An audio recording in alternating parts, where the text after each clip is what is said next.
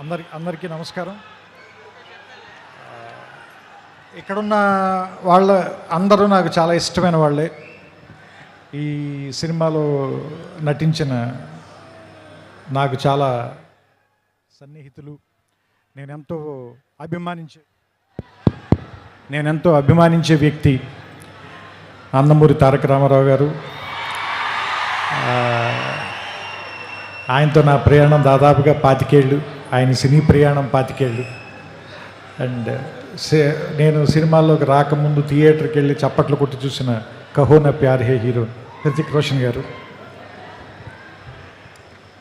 And A జవానీ cinema కంటిన్యూస్గా 12 సార్లు చూశాను. ఇప్పుడే నేను అయాన్కి చెప్తున్నాను, నాకు ఇష్టమైన దర్శకుడు.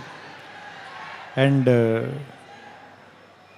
నా కుటుంబ సభ్యుల్లో ఒకరైన నాకు ఇష్టమైన మనిషి నాగవంశీ.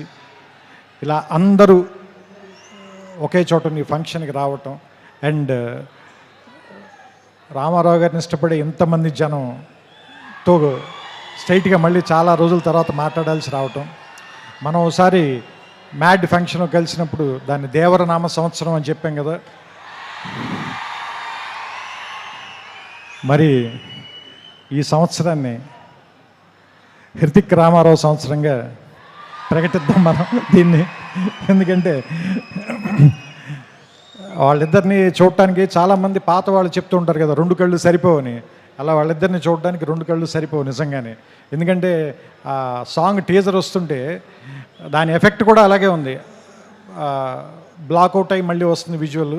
సో ఇద్దరిని చూడటానికి వాళ్ళు మెరుపు తీగల్లా కదులుతున్నారు అంటారు కదా, ఇద్దరిని చూడటానికి 2 కళ్ళు సరిపోవట్లేదు. సో దిల్ రాజు గారు చెప్పినట్టు మనం 72 గంటల తర్వాత థియేటర్లో దాన్ని పూర్తిగా ఎంజాయ్ చేద్దాం.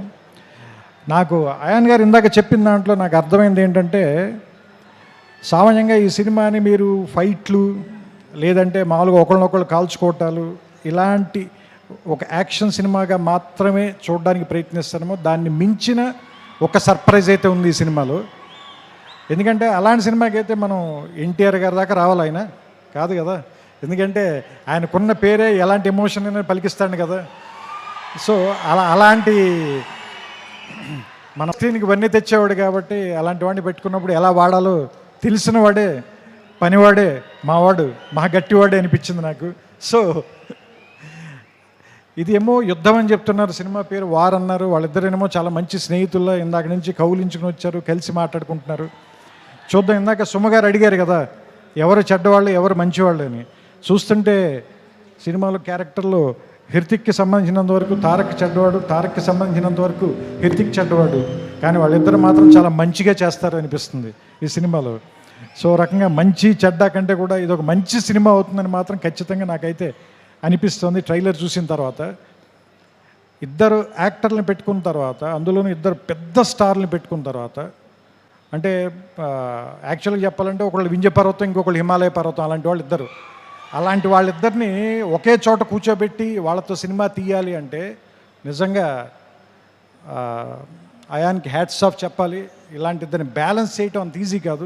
ట్రైలర్ చూస్తేనే అర్థమైపోతుంది మనకి. అంతే చెప్తున్నా కదా, అన్నం అంతా తినక్కర్లేదు, మెతుకు చూస్తే చాలు అంటారు కదా. ట్రైలర్ చూస్తే తెలిసిపోతుంది మనకి. 2 నిమిషాలు చాలు, 2 గంటలు ఎలా ఉంటుందో మనకు అర్థమవుతుంది, రాబోయే 2 గంటలు ఎలా ఉంటాయనేది. సో